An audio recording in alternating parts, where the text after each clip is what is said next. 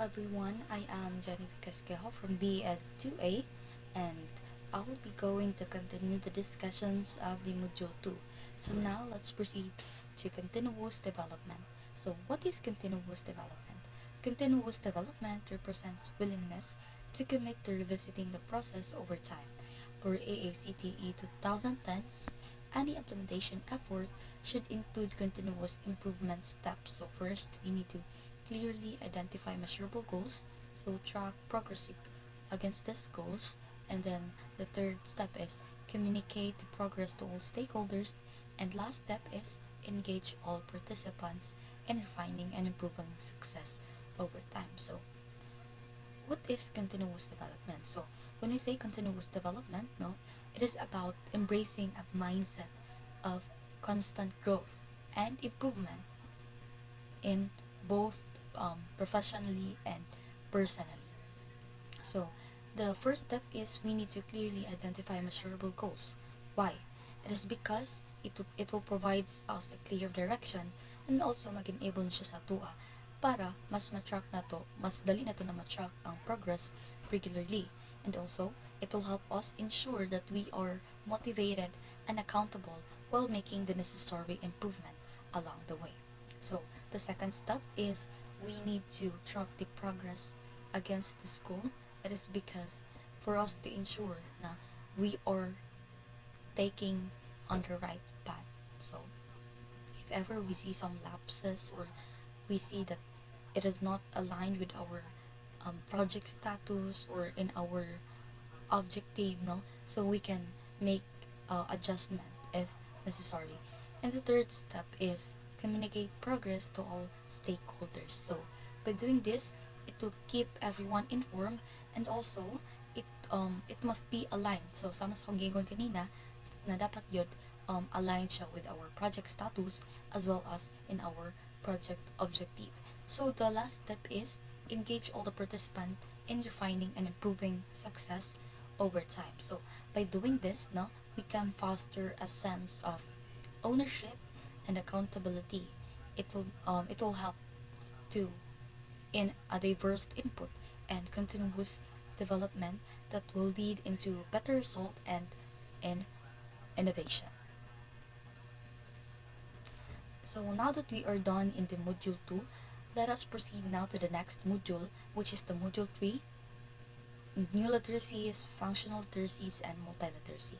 But before we start with our discussion, let me read to you our learning objective for this module. So at the end of the lesson, it must be it will discuss new literacy, describe multiliterate teacher, define functional literacy, and embracing multiliteracy.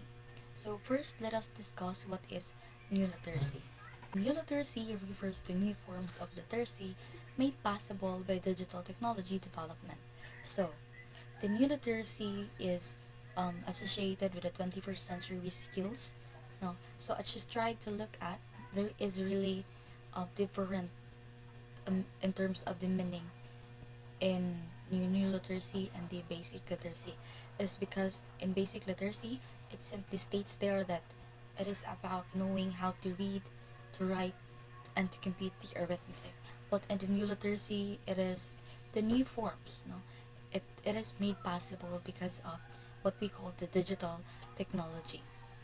So, the digital technology is really a big part of our life, especially right now, no, that we are already in a world that ang technology is daghan na kayo siya. So mo na gubot sa mga buluhaton, it made the work easier and better. So the digital technology has really a lot of usage, and we can really use it, no, in terms sa ato ang work or sa ato ang pag-communicate with other people, or in terms sa ato ang learning. So as a future educator, no, we can use digital technology in giving instructions to our student, or in giving them some activities. So, di ba, as you can see, the Moncast has a blended learning modality, which is 1 hour and 30 minutes is face to face, and and another 1 hour and 30 minutes is online classes. So the digital technology or muna siya ato ang gigamit in conducting online classes. So when conducting online classes, no, we can exchange information there, or pwede po maghatag ang atuang diri ang naghatag atong mga instructor o mga activities, or diri sila kahatag og mga information, diri sila klase. So another thing about the digital technology is diri apod is pwede ta maka online searches. So if ever that we are going to gather some informations that we didn't know, or we're gathering, or we are searching for an unfamiliar things or in words, we can simply gather data or kaning mga informations nga atong ikinahanglan para maano to ang curiosity, or maano to ang katong wala ta kay balo. Nini right now, no, that even the young children is very digitally literate on those devices. So they already know on how to use that devices or that technology. Unlike sa tuwa kay kita is gipanganak ta nga nanay technology, pero dili sa ingon niya kaning kuha na jud siya kaning gisakop jud sa technology ato is anam-anam pa lang. So karon is halos na manggod nga digital technology na ang gabuhat sa mga things nato. So it made possible na it is easier na lang, mas napadali ito ang kuan ato ang mga work. To say there is a lot of changes that is happening now because of what we call the digital technology. So literacy was being developed, and then it made this kind of activity. So we must be digitally literate, technology literate, and internet literate. Between 1950s and 1970s, the development of literacy, both operational and functional, was established. Literacy can be a coding system that can capture the meaning such as literacy.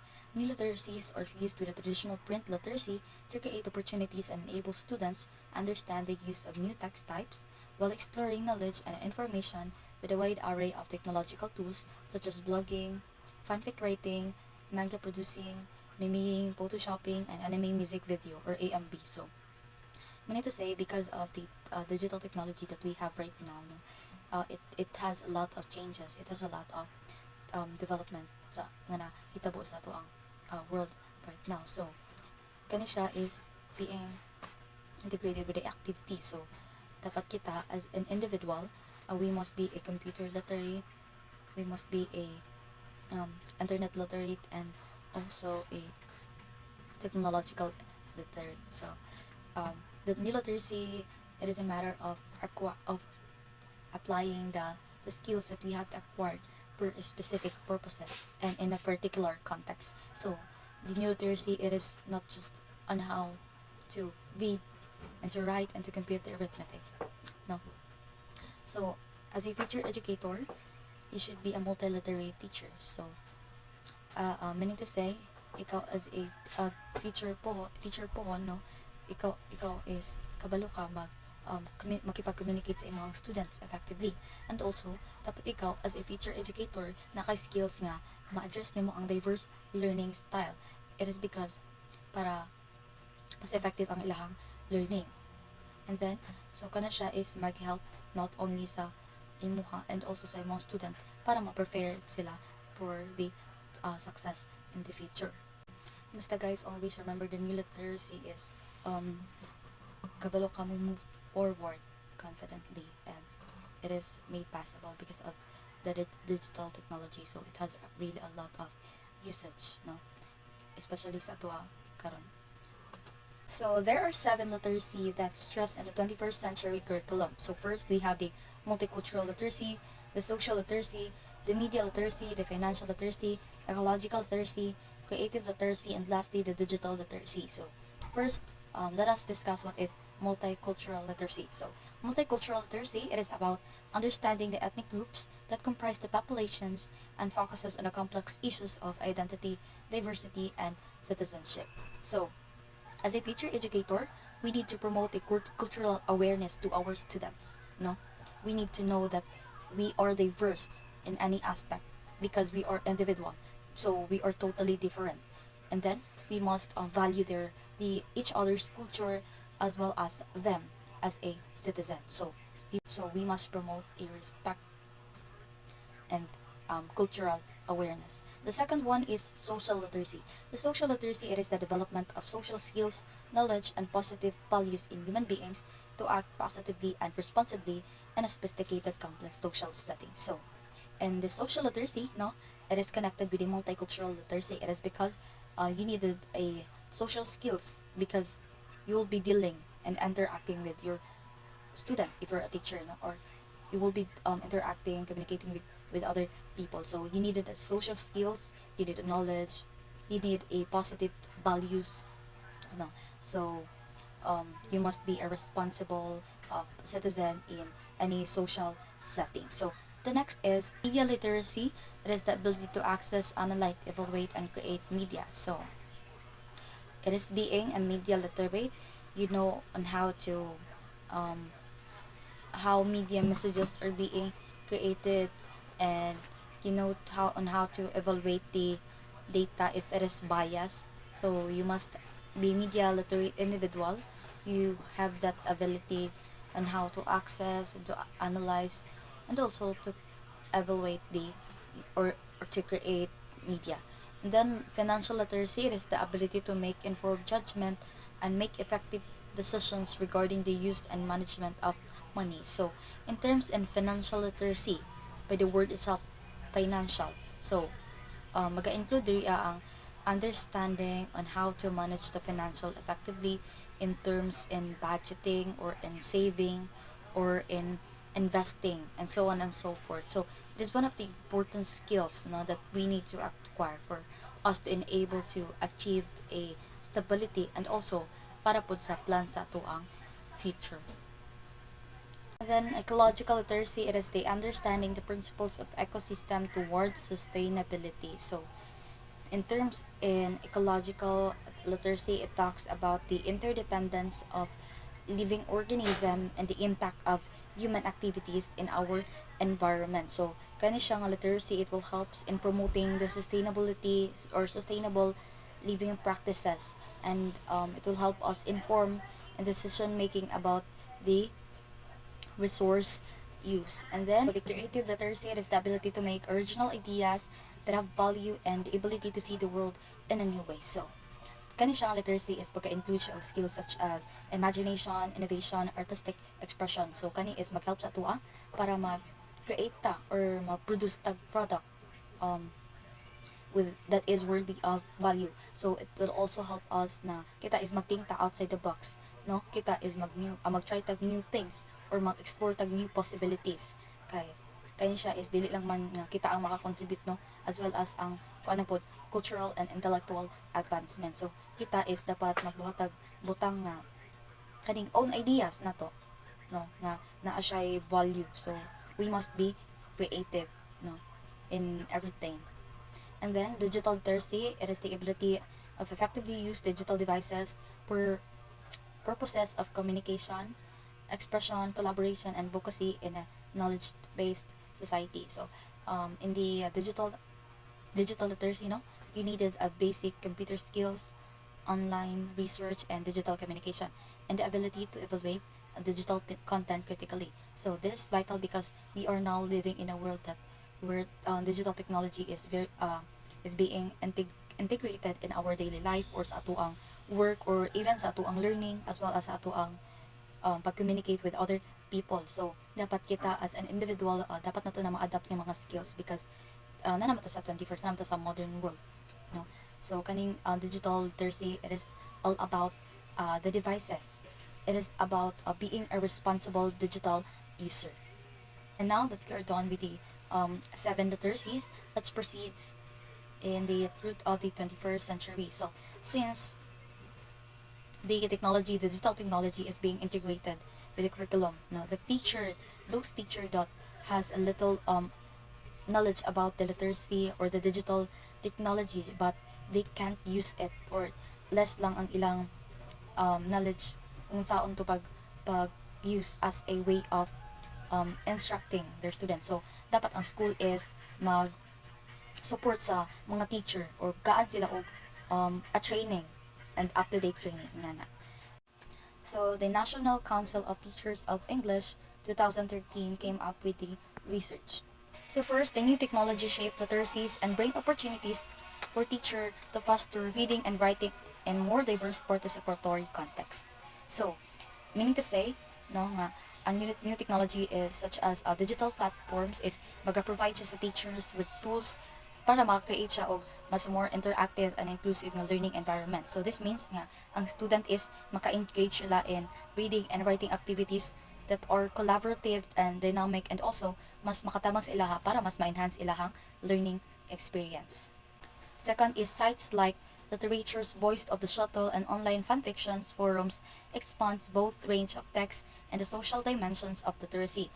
So, the website like Voice of the Shuttle and online fanfiction forums offer access to a wide variety of text and create communities for readers and writers to connect. So, kani siya nga expansion is nagatabang siya para mag-add siya og social aspects sa ato ang literacy, where ang kita as people is makadiscuss diri pwede ta makadiscuss, pwede ta makashare and makacritic in written works, and also maka-enrich sa ato ang understanding and as well as sa appreciation nato about sa literature. The third one is research on electronic reading workshop shows that they contribute to the emergence of new literacy. So, meaning to say, this studies is nag-indicate siya that ang electronic reading workshop is makatabang sa ato ang mag-develop sa new literacies by teaching our students soon to analyze and discuss digital text. And also, kani siyang workshop is maka-enhance in critical thinking and also in digital skills, and mag-prepare sa atuang student for the digital age.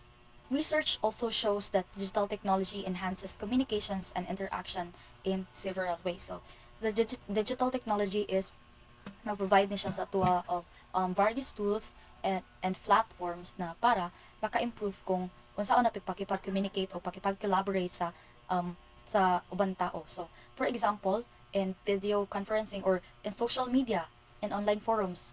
So, social media is, we can use social media as a way of sharing information or making communication with our loved ones that really far away from us. So, communication, no, is being efficient na and inclusive because of the digital technology. So, mas madali na to ma-communicate ato ang friends or someone, no, that is not here, or basta katong mga lagyo na nga mga kaila na to, and it made it possible because of the technology. K-12 students who write with computers produce compositions of greater length and higher quality and are more engaged and motivated toward writing than those who do not use computers. So, if ang student is magamit sila computers for writing, so mas ma-create sila og longer and mas more detailed as well as mas higher ang quality sa ilahang compositions, because ang computer is naa siya mga tools nga maka-correct if wrong imong spelling, or if you needed an option for format, you can choose, no, kay naman siya available nga format, and then ang imong pag-write is mas easier na siya and mas enjoyable. And then KICS research is college students who keep e-portfolios have a higher academic achievement and overall attention rate than those who do not keep e-portfolios. They also demonstrate a greater capacity for metacognition, reflection, and audience awareness. So, the e-portfolios is muna siya ang relations of our outputs nga gi-compile na to with the use of technology. So, the e-portfolios is mag-allow sa to as a college students para mas matrack na to o mag-reflect ang ato ang learning journey nga mag-lead siya into better academic performance and retention. So, by documenting our works and receiving, we can receive feedbacks, no, with the diverse person or with different people. So, ang student is mas makadevelop siya deeper understanding and progress, and mas aware sila with their audience, no. So, kani siya is very helpful when it comes to the college students, kay baka receive matag feedback. So, na siya yung development nga mahitabo. Kay kato man to siyang mga feedback is gamiton man to nato siya as a way para kita is mag-develop ta and mas mag-progress ta sa ato ang work ingana. And then the 7 research is both typical and atypical student who receive online feedback on their writing revise their works better than those using traditional methods. So, meaning to say, ang katong mga students who get the online feedback on their writing tend to make more effective revision. So, mas padali nila nga ma-revise ang ilang mga work kay maka-receive man sila og feedback with different people. So, kato siya is ato nga feedback is ila tong gamiton para um, mas better na ang ilahang work nga mabuhat. So, the detailed and the timely feedback is available man siya online kay syempre sa online man siya. So, daghan kayo makakita nga mga tao. So, daghan pud ang possibilities nga maghatag og feedback. So, kato siya is magtabang siya para mas ma-identify na to ang specific area nga dapat nato i-improve nga mas result siya in a better and overall writing quality. So, mas effective yun ang revision no if sa online is or sa kaning ginagamit nato karon as technology kay if ever kuntahay na tayo na mali, so ato lang siyang i-cut or ato lang siyang i-erase as unlike sa traditional methods nga atong ginabuhat if magbuhat ta og ganing something magbuhat tag essay no. So if 'di ba kung mamali ta is ato na pong i-erase or kung dili ta ganahan mag-erase is magdin ta putag another piece of paper and then mas grabe gyud pud ang effort kay mag-write na pud ta outro magbalik na pud ta kay namali man ta unlike sa ato ang technology karon no mas easier na siya and mas more convenient when it comes to doing works no kay na may computer nga na may mga media singa na so mas better gud ang quality pod if online or in in using the digital technology. So that's all for today guys. So dira lang mag-end ako ang topic. So ang discussion is ipagpatuloy lang sa ako ang kaning kauban nga reporter. Thank you and God bless.